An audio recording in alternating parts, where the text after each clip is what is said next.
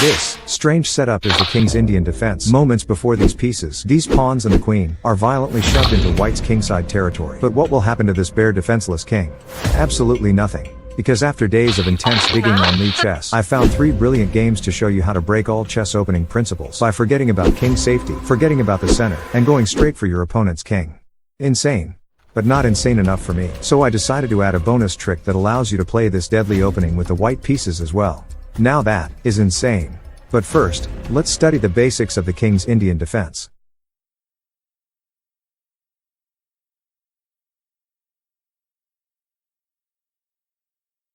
The first stage is building this structure around your king. So you play knight f6 against pretty much any move by white, except e4. White will build a massive pawn center, and you will continue with the plan until after e4, when you should take the time to play the move d6 in order to discourage the move e5 hitting your knight. Because after takes and takes, white loses his beautiful pawn center without gaining much in return. So in this position, white develops a piece instead, and you complete the first stage of the plan. This is the king's Indian setup, and this massive center by white is nothing to worry about. That's because stage 2 of the plan involves a surgical strike at white's center with either e5 or c5, depending on how white sets up his pieces. In the example games, I show you the positions that require you to strike with e5, and those that require you to strike with c5 in stage 2 of our plan. But rest assured, this is the most important step of the king's Indian plan. We do this to take away white's option of just steamrolling us with his massive pawn center, as soon as his king is safely castled.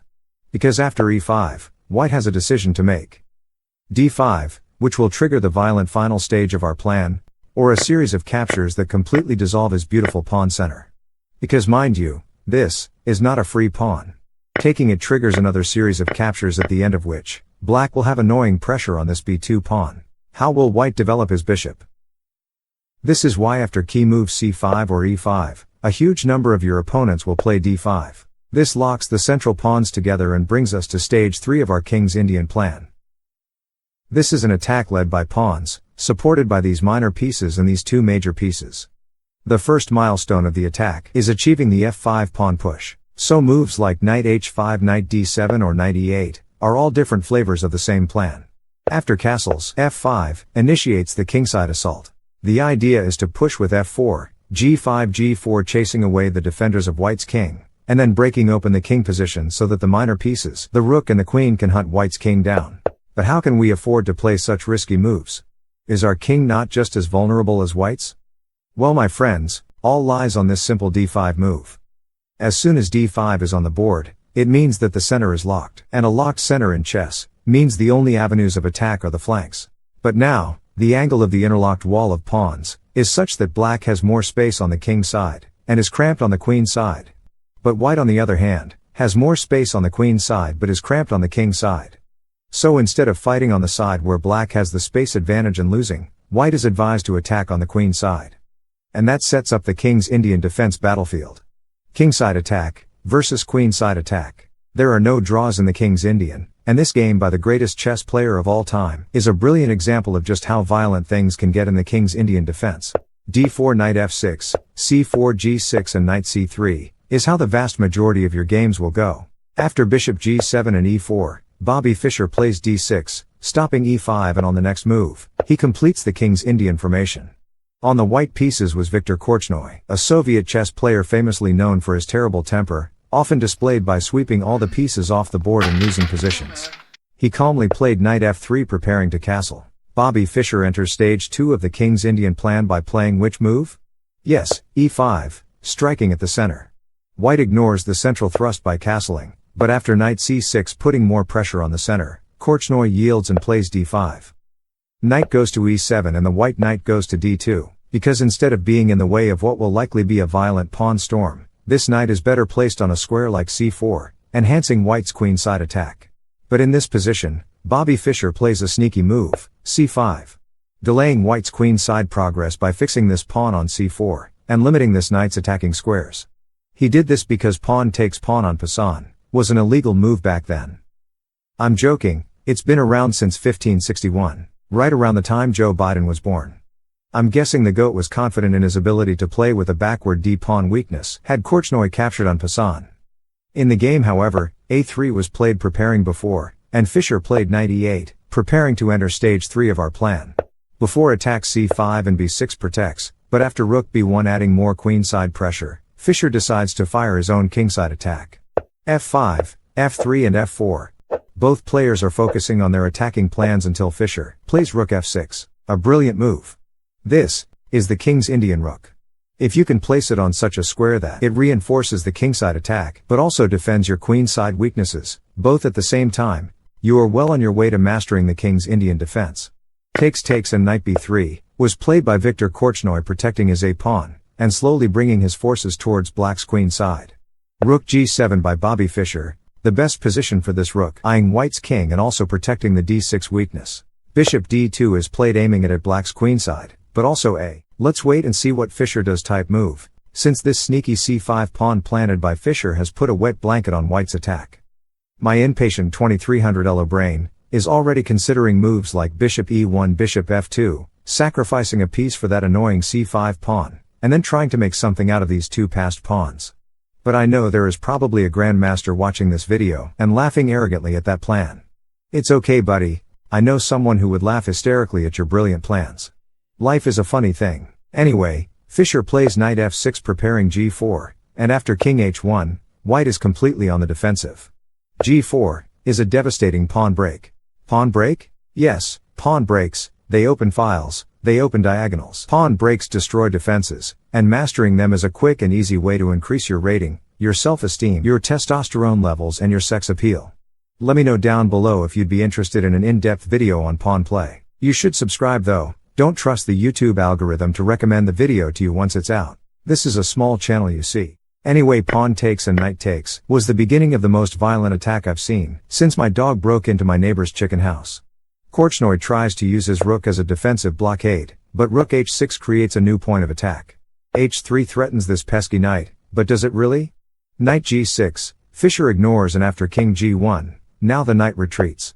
And for a few moves, it seems like white just might survive. But Bobby Fischer was simply reshuffling his pieces in preparation for an insane piece sacrifice.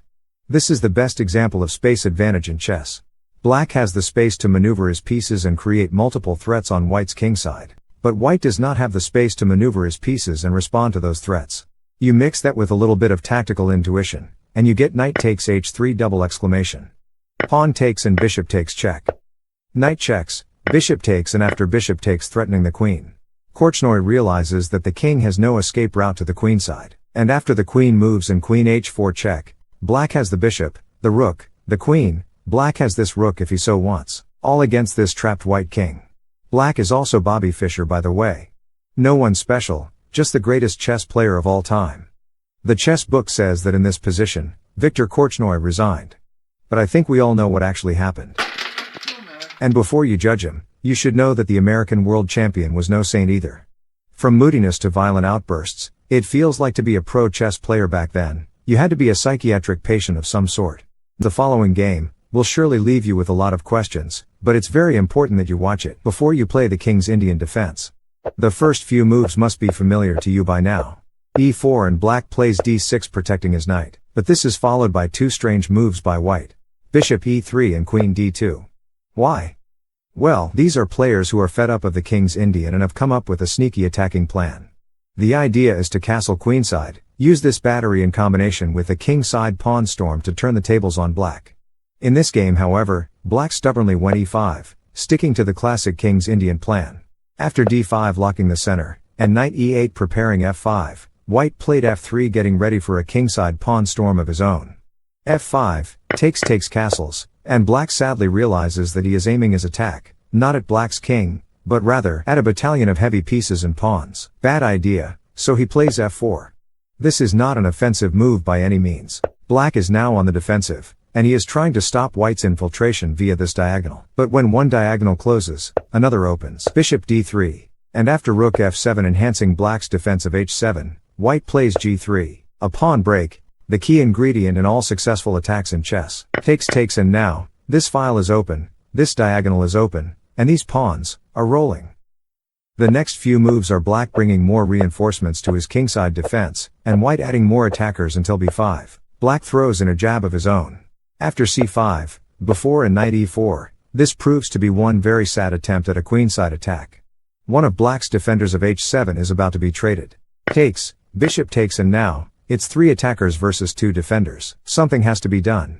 h6 protects the pawn and hits the knight, but rook h1 is a savage response. Go ahead and take my knight, white says. Takes, and after queen takes, the engine says checkmate is in 9 moves. These are called intuitive sacrifices in chess. Hard to calculate all the way down to checkmate, but you can see this position, these rooks barreling down the h-file, this queen on g6, this bishop on this diagonal, and you just know that some way somehow, something's gotta give. Let's call it calculated faith. That's chess intuition. In fact, after d takes c5, a blunder, the final moves of the game were rook h8 check, king f7, and after queen h5 check and knight g6, the only move. White had 3 options. Taking the queen, taking the knight, and then taking the queen, or a move that puts an instant end to all the fun. But where did black go wrong, and how can we make sure this does not happen to you? Hit the subscribe button, and let's get active. The cold hard truth is that the King's Indian defense is an insanely complex chess opening, second only to the Sicilian defense. I couldn't cover every possible variation if you gave me a whole year to do it. But the following is how I broke 2000 LO, playing the King's Indian with both black and white pieces. The kingside pawn storm will be the source of many beautiful attacks and wins in your chess journey, but you need to know when and when not to unleash it. For example, as soon as you see white do something weird with his pieces, like something that may signal that he is going to castle queenside, or he wants to fire a quick kingside pawn storm of his own, break the center with c5 instead. And after d5, this right here is called the King's Indian bishop, and he has just come alive on this diagonal. The plan of attack has changed. You want to combine this bishop's influence with a pawn and heavy piece backed attack on the queenside. This game is an instructive example of how this queenside plan comes together. d4, knight f6, c4, g6, knight c3, bishop g7, e4, and d6 is the King's Indian defense. Bishop e3 was played by white, and after castles and queen d2, it is clear white is being sneaky with his kingside development. So black plays one more waiting move, knight d7. But after f3 preparing g4 and h4, you can never go wrong with the move c5, directing the attack at the queenside and keeping your kingside solid. You do not want to help white's attack by moving the pawns in front of your king. d5 was played, and now the target pawn break is b5. So black prepares it with the move a6, white castles and b5, initiates the attack. Do not be afraid to sacrifice a pawn to open lines towards the opponent's queenside. Because after takes and queen a5, the devastating idea is to bring all heavy pieces to the A and B files, combine that firepower with the bishop's influence on this diagonal, and your pawn sacrifice will be rewarded by the chess gods. But g4 is a move that must never be taken lightly. White was also gunning for black's head. Bishop a6 was played, the fastest way to swing this rook over to the queen's side for an attack. Takes, queen takes, and h4 is on the board. White's plan is no secret, but after rook b8, black's attack is also looking quite dangerous. This is the ideal attacking setup. Do this, regardless of where white goes with his king. Your target is these pawns, the checkmate is a bonus. And when you do capture these 2 pawns, this protected passed pawn will be your ticket to victory in the endgame. h5 is played, but black focuses on his own attack, and after pawn takes, white plays b3 to keep black's knight away from this annoying c4 square. So naturally, black played knight c4 anyway. Insane. Pawn takes knight, and after queen a3 check, white's queen is in big trouble. If you're a tournament player, this is a great time to display some alpha male body language. An arrogant sip of your water, 3 or 4 cold stares, or simply stand up and observe the situation from a dominant elevated position. But don't go on to lose the game after doing all that. That would be it. Just don't, trust me. So king c2, and rook b2 check was played. And after king d3, everyone watching this video, myself and my grandma, would all take the queen in a heartbeat. But black was a sadist. He played the cold-blooded knight d7 instead. Look at white's disgusting position. The king is stuck in the middle, the knight is pinned and attacked twice, the queen has issues to deal with, and if she moves, knight e5 is checkmate.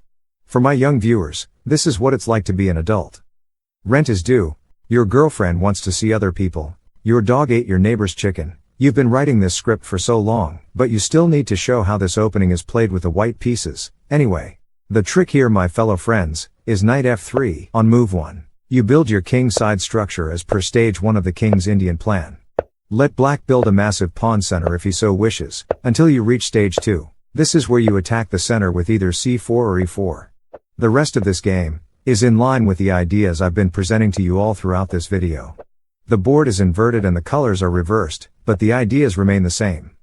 It requires a little more than 7 brain cells to visualize it all, so I don't know how y'all are holding on, but feel free to watch the video again.